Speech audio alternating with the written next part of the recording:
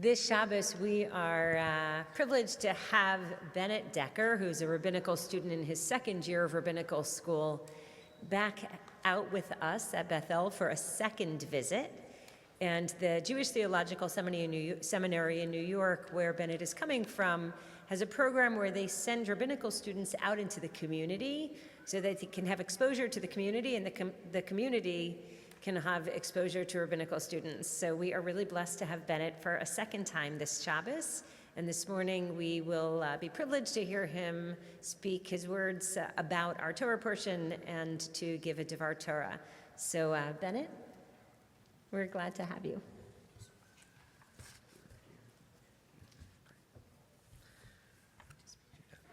Shabbat Shalom.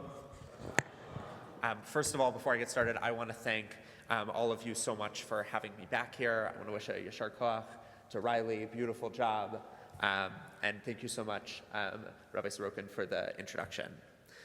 It's been really lovely to get to chat with some of you already, and hopefully you'll come up and you'll introduce yourself to me at Kiddush. I would love to get to know you and hear more about you and your community. Like Rabbi Sorokin mentioned, hello, my name is Bennett. I'm a second-year rabbinical student at JTS. I was also a student in JTS's undergrad program, the joint program with Columbia. And if you're saying to yourself, wait, how long is he spending at JTS? Or even, if you're in the know, is that 9 years at JTS? You'd be correct. So you can talk to me about why I'm that crazy to sign up for 9 years at JTS at Kiddush. This week's Parsha is Parshat Truma, where we recount the building of the Mishkan, the tabernacle in the desert. The Parsha details the many ornate vessels and structures that must be built exactly as God enjoins the Israelites to. Amongst all of this, there is a common refrain. There's one material that keeps showing up over and over again. The menorah is to be made of gold. The fire pans and tongs should be made of gold. The showbread table should be overlaid with gold. The rings that carry it should be gold. The rim of the table should be gold. The fire pans should be made of gold. The clasps that keep the Mishkan together should be gold. The ladles, jars, and jugs should be gold. The altar should be made of acacia wood. Guys, you gotta stick with it, come on. Okay, seriously, that is a lot of gold. But there is one gold object of particular interest in this week's Parsha, the Holy Ark with the cherubs on top of it. The Ark is meant to contain the tablets of the pact that God will give Moshe, never to be opened. That's probably why all of those Nazi soldiers died in Raiders of the Lost Ark. Regardless, there are two particular verses that present two particular issues. They shall make an ark of acacia wood, 2.5 cubits long, a cubit and a half wide, and a cubit and a half high. Overlay it with pure gold, overlay it inside and out, and make upon it a gold molding completely around. There are two big questions here. When so many of the other things are made of pure gold, why is the ark, the holiest thing, made out of wood, but then overlaid with gold such that it appears to be made of gold? And two, if the ark is never to be opened, why overlay the inside with gold if no one is ever going to see it? A gut answer might be out of respect for God. Everything needs to be gold, even the parts we can't see. Or we might glibly suggest that perhaps they didn't have enough gold to make such a big ark completely out of gold. Or even a practical answer might suggest that a fully gold ark is too heavy to carry around, and they make the inside wood just to make it a little lighter.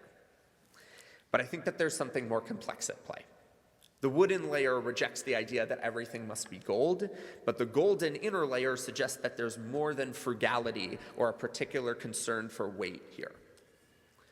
One of my favorite stories from the Talmud might present an interesting contrast that will help us understand what's really going on here. In the tractate Nedarim, the Talmud tells us a story about a rabbi named Rabbi Yoshua ben Hanania. Rabbi Yoshua ben Hanania was not a handsome man. In fact, he was considered quite ugly. One day, the daughter of the Caesar of Rome came to him and asked him, "If you're such a great Torah scholar, why would God have made you so ugly?" If you think Torah knowledge is so great, shouldn't you, a vessel for it, also be beautiful? This is an incredibly offensive question. If anybody has ever asked this to someone, please don't. Rabbi Yoshua responds to her with a sneaky parable. Doesn't your father, the Caesar, have a large wine cellar? What kind of jugs does he store his wine in? She responds, earthenware jugs. Feigning surprise, he said, your father, the Caesar of Rome, keeps his wine in simple earthenware jugs? What is he, a common peasant? Doesn't he, the Caesar, deserve to put his wine in fancy jugs of gold and silver? So the Caesar's daughter went, and she put the wine in the jugs of gold and silver. But the metal from the jugs spoiled the wine. When she discovered that the wine was spoiled, she returned to Rabbi Yoshua ben Hanania, outraged, and said, what have you done to my wine? He said to her, just as the wine in gold and silver vessels spoils, so too Torah spoils in people known for their beauty. Trying one last time to outflank him, the Caesar's daughter asked, but what about Torah scholars who are beautiful? And with one last flourish, he answered, if they were less beautiful, they would know more Torah. This is a witty and funny ending to a very comedic tale. But I think underneath the humor, there is more here that meets the eye. One might say that Rabbi Yoshua and ben Hanania and the Ark of the Mishkan have nothing to do with one another. It would seem a strange comparison, right? One is a fancy box, and the other is an ugly person. But actually, I think they're quite similar. The daughter of the Caesar tells us so right from the beginning. Each are vessels for Torah. Specifically, each are vessels for Torah with more than meets the eye happening underneath. One might even say that we are all Yoshua ben Hanania. While we may not be known for our ugliness, like Rabbi Yoshua ben Hanania, we are all imperfect vessels for Torah. Human beings are messy, flawed, and yes, sometimes ugly. No matter what we may look like on the outside, we, like the ark, are never quite as shiny as underneath as we might seem. But without that baseness or ugliness underneath the gold, we would never be able to hold Torah.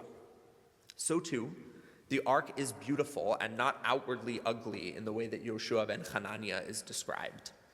It is covered with gold inside and out. But the wooden layer in between keeps the ark humble, as it were. As if to say that an ark fully made of gold would not be able to contain the level of holiness that is required to keep safe the 10 Commandments given by God to Moshe. One might understand, therefore, why we, like the ark, cover up the messiness with goldness. We try to seem more fitting, more adorned vessels than we are. But why then line the inside of the ark, where no one will see it? In both our Parsha and the Talmudic story, that which is precious is contained by a layer of gold, whether the 2 tablets inside the ark or the wine by the golden jugs. But the reaction, the literal reaction in one case, is different. In the case of the ark, the tablets are sealed and protected. In the case of the wine is tampered and spoiled. Gold can be shiny and beautiful, but it can also spoil that which it contains. We are all, as we have said, at our basic scaffolding made of simple and sometimes even ugly wood. But we also contain within ourselves the capacity for goldenness, to shine and to adorn in ways that we are outward and also in ways that no one will ever see. We contain an internal capacity for value, not just on an outer level, but on an inner one too. But Yoshua ben Hanania reminds us to take care what we use that goldenness to beautify. The gold that makes the holy ark so splendorous is the same gold that spoils the Caesar's wine. Our golden qualities, the ones closest to Torah that we hold inside of us, can amplify that Torah or poison it from the inside. This week we read about the creation of the Mishkan, and we read God's famous promise, "Make for me a sanctuary, and I will dwell within you." How will we go about turning our base selves, our wooden boxes, into sanctuaries? What will we cover up with gold, and what will we leave messy? What could be made of gold, and what is best left as earthenware? And when we do cover ourselves in gold, will it beautify or will it poison? Choice is ours. Shabbat Shalom.